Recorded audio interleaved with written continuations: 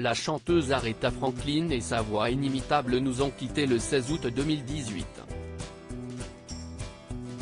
Elle était chez elle, à Détroit, et entourée de ses amis proches et de sa famille dans ces derniers instants. De quoi la reine de la soul est-elle morte? Si beaucoup ont pu dire qu'Aretha Franklin est morte d'un cancer du pancréas, la réalité est un peu plus complexe que cela.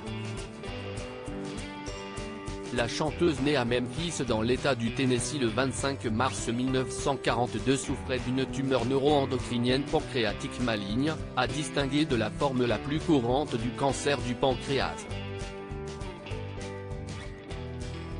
Elle était depuis un certain temps déjà alitée et en soins palliatifs. Si est l'âge de 76 ans qu'Aretha Franklin est morte, provoquant un véritable raz-de-marée d'hommages partout dans le monde de la part de centaines d'artistes et de millions d'inconnus.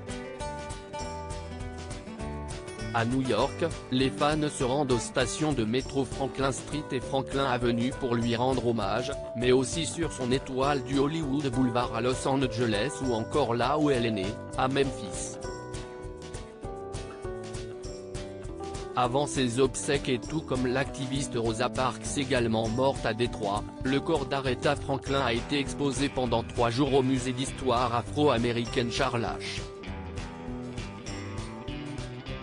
Wright à Détroit, où elle habitait.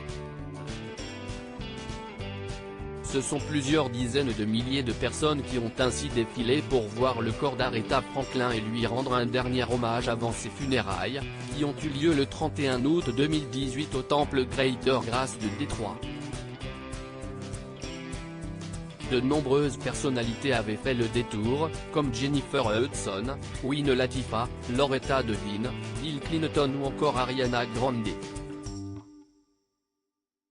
Aretha Franklin, proche de Martin Luther King et Barack Obama en référence à sa chanson Freeway of Love, une centaine de Cadillac Rose ont par ailleurs circulé dans la ville de Détroit.